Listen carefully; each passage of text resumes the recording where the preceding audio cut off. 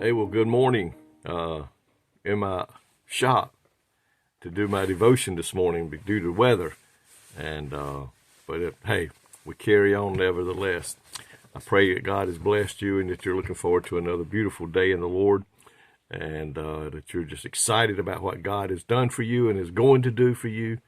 And I pray today that He will richly bless you. I want to look at Romans 8:28, very familiar verse. We read it a lot, and it says, "And we know all things work together for good to them that love God, to them who are called according to His purpose." Everybody loves that first part of that verse where it says, "All things work together for the good of them who love God." They like that, but most people ignore the second part, which is even more important, where it says God is working in our lives for our own good, but not so we can live on easy street. Think about that for a moment. Job, a man who loved the Lord and lived in the Middle East, was righteous and upright, and he feared God, and yet he suffered miserably. And when all he had was taken away, and including his family. We see this in the Bible of Job, in the book of Job, and it said, but he refused to curse God. He loved the Lord. He continued to believe that neither God nor himself was to blame for what had happened to him. And when it suffered and ended, what happened? He got rewarded with what all he had lost. He got it back again. We are going to have to face trials, my friend, and nobody likes that. We're going to face them. But like Job, we got to believe that God will use them for our good. We know not why. Sometimes we suffer. We don't know what caused it. What did we do, or did we even do anything? We don't know. But we will.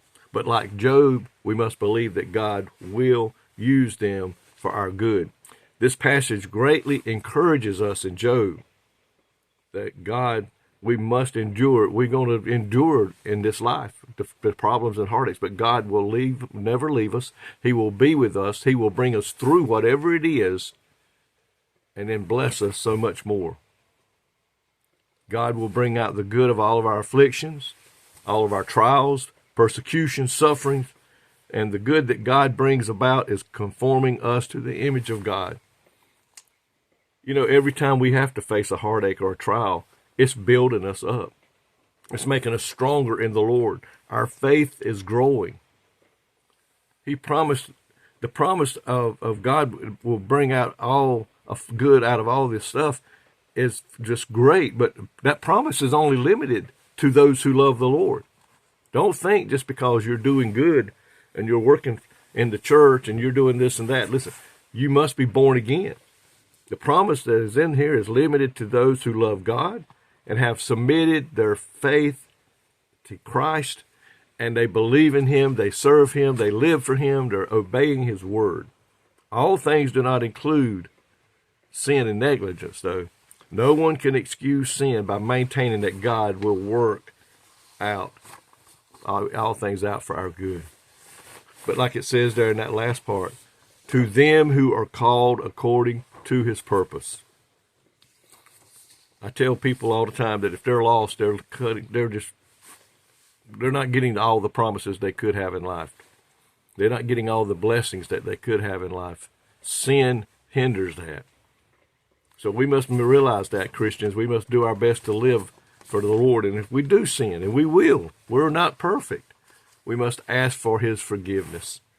And then we can continue on. So look at that verse again. And we know all things work together for good to them that love God, to them who are called according to His purpose. My friend, I want to be one of them that God knows is loving Him, serving Him, and doing whatever He can for His kingdom of God. And I pray that you are too today. Forgive this hurry. We got weather going on outside, and I had to get up. I had a long night. But I love the Lord, and I can't stand to go a day without passing on a devotion and doing my part for the Lord. I pray today that you'll be blessed. Keep us in your prayers as we pray for you. And let's continue on serving the Lord and looking to great things to happen in church Sunday, that maybe souls will be saved, Christians will grow stronger in the Lord, and we'll just have us a great day Sunday when it gets here. I pray that you worship the Lord in song and whatever you do at the church, do it wholeheartedly for the kingdom of God. I love you. May God bless you. And let's pray. Lord, thank you today for being the God that hears and answers prayer, the God that knows everything that's going on in our life even before it gets here. And Lord, we know, like Job, should we go through a trial or a heartache, you're going to be with us. You're going to be there with us to help us get through it.